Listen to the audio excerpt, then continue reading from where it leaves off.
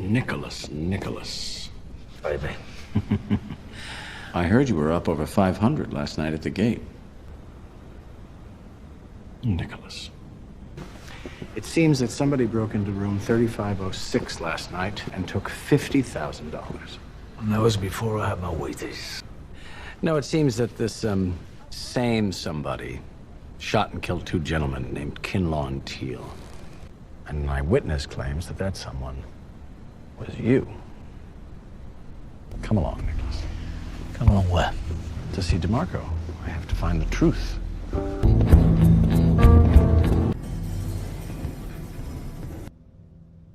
Daniel, you are asking me to kill Nicholas here.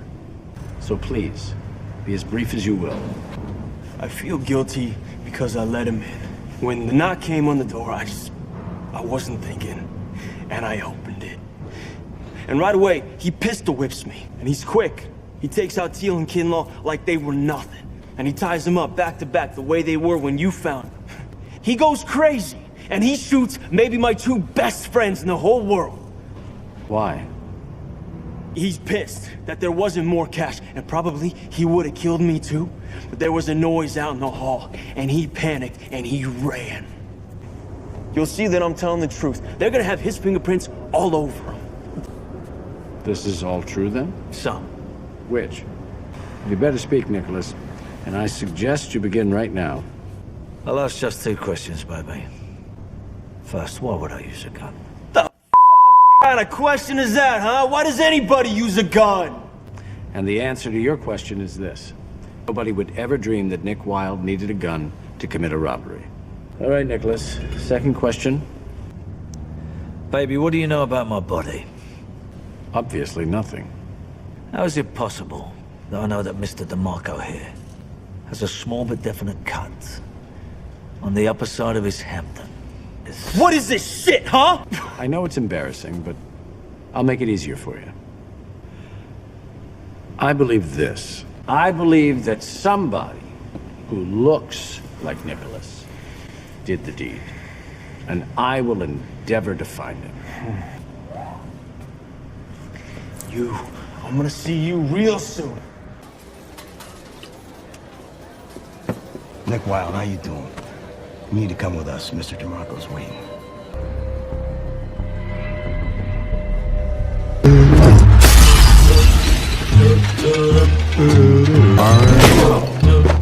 Dreaming of a wildest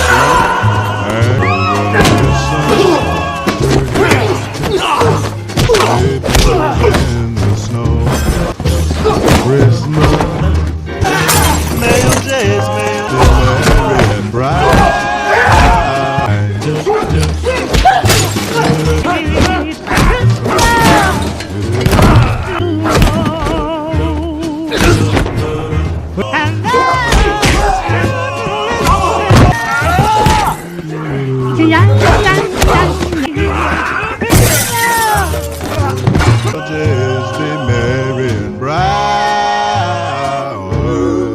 The film opens on Nick Wilde, a solitary man nursing his drink in a dimly lit bar, trying, and failing, to escape his obsession with gambling. His quiet unraveling is interrupted when a woman, Doris, enters and orders a drink while waiting for her date.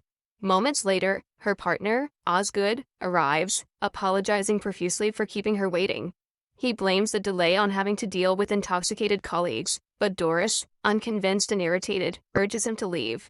After persistent explanations, she reluctantly softens, allowing the conversation to continue. Their fragile reconciliation is soon disrupted when Nick inserts himself into their exchange. With calculated provocation, he belittles Osgood, subtly undermining him in front of Doris. Tension escalates quickly. In the ensuing chaos, Nick attempts to pull Doris away. That's twice now you've touched her. Don't do it again. I won't touch her again. Touch you? Why you give me that? Hey! All you gotta do is come and get it. Be careful with that. Come on, let's go. Take me out of here. That cost a lot of money. I had it made Good, but the confrontation spills outside the bar. There, he continues to taunt Osgood until, pushed beyond his limit, That's enough! Osgood turns on him and forces a tense resolution. Move back. Why?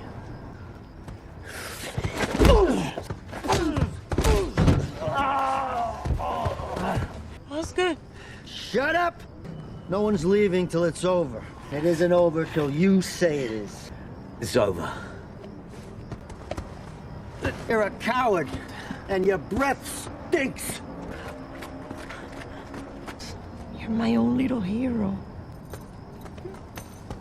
The following morning, Osgood contacts Nick with unexpected gratitude. He reveals that the entire confrontation had been staged, and Nick's performance successfully reignited Doris's affection. As a token of appreciation, Osgood rewards him with $1,000, plus an additional $500 bonus. Steak keeps getting better and better. I love you, man! Yeah! The story then shifts abruptly to a grim scene on a deserted street. An unidentified woman is violently thrown from a car, left injured and barely conscious. A nearby doctor, taking a cigarette break outside a hospital, notices her and rushes to help. As he tends to her, repeatedly asking what happened, she manages to whisper only one name, Nick. Tell me who did this to you. Who did this to you? Sweetheart, can you tell me who did this to you?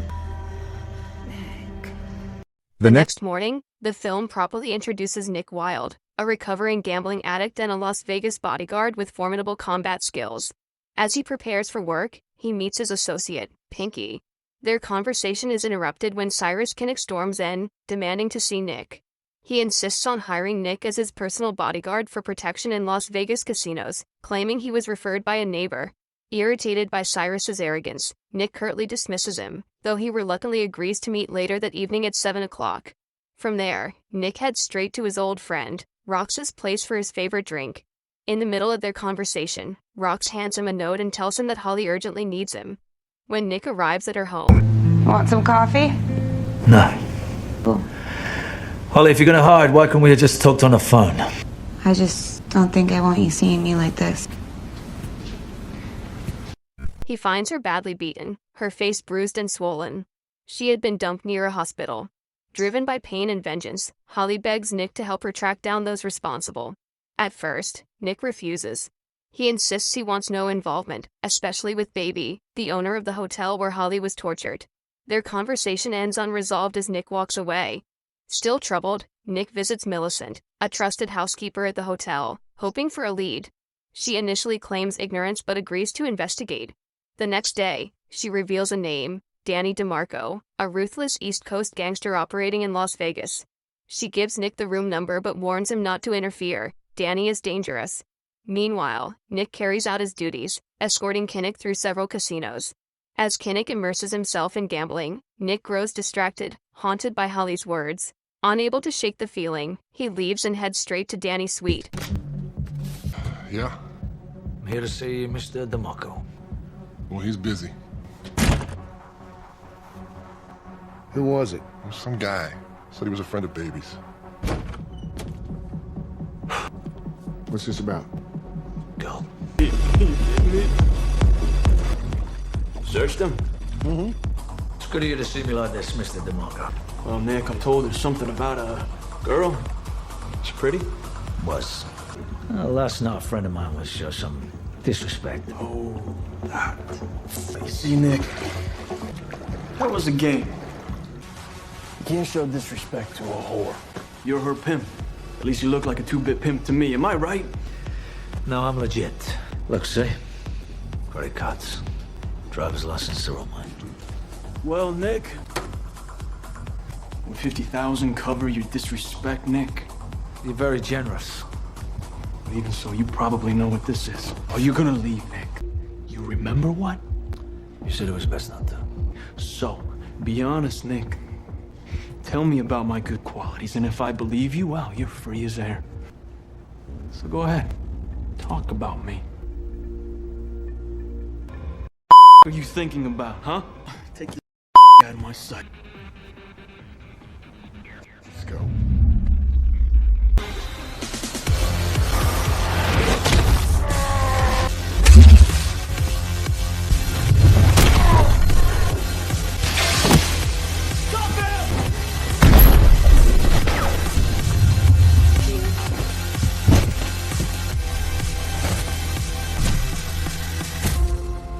After piecing everything together, Nick lets Holly into the room.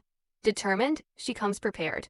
As she confronts Danny, asking if he remembers her, he panics and offers her $50,000 to forget everything. Holly takes the money, but not the deal. In a brutal act of revenge, she castrates him, mirroring the pain he inflicted on her. Satisfied, she and Nick leave. Outside, Nick urges her to leave town immediately and never tell him where she's going, so he can't betray her if pressured. He plans to leave too, but first, he wants to win some money at the casino. They split Danny's cash evenly before parting ways. At the casino, Nick meets Cassandra, an old friend and dealer from Los Angeles. Feeling lucky, he begins betting. Cassandra warns him not to get carried away. She's been killing players all night. If I bet $5.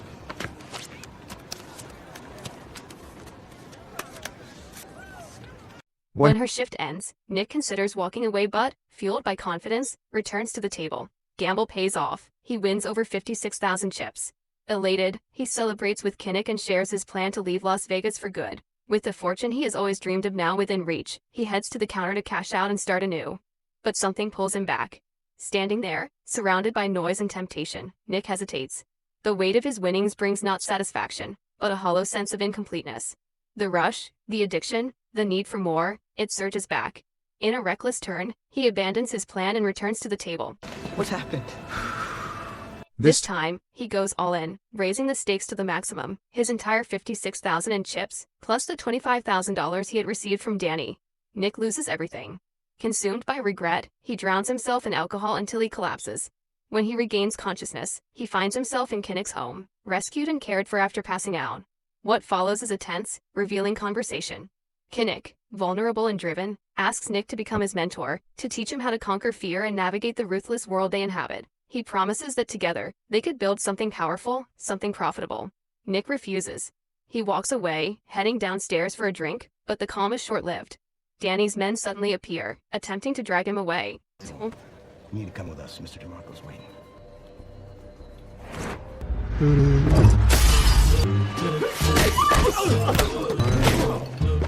Great Christmas.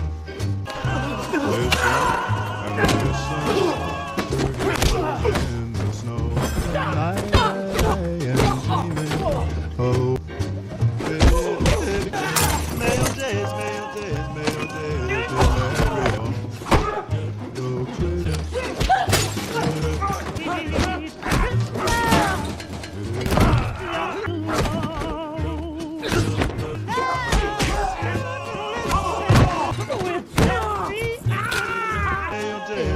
Before they can succeed, two other men intervene and take Nick to the Golden Nugget Hotel, where he is brought before Baby. Baby accuses Nick of breaking into a room, assaulting 3 men, and stealing money. Nick firmly denies everything. To settle the matter, Baby decides to confront Danny directly. However, Danny spins a fabricated story in an attempt to protect himself. The situation shifts dramatically when Nick calmly dismantles Danny's version of events. He presents a striking piece of evidence, challenging Danny to reveal a wound inflicted under intimate circumstances, proof tied to a woman Danny had underestimated. Cornered and shaken, Danny falters. When pressed, he refuses to comply, effectively confirming Nick's account. Furious and exposed, Danny storms out, issuing a final warning. Nick, however, remains composed and unmoved. Later, at a quiet diner, Nick sits alone, until Kinnick joins him one last time. He reveals that he is leaving and offers Nick a parting gift. $500,000 in cash and a plane ticket to Corsica, a place Nick has long dreamed of escaping to. But Nick senses what's coming. In a chilling moment, he tells Kinnick that he is about to be killed. Almost instantly, Danny and his men storm the diner. Chaos erupts. In an unexpected act of courage, Kinnick creates a diversion, giving Nick a chance to escape. The confrontation spills outside, where Nick faces the aftermath of the life he cannot seem to outrun.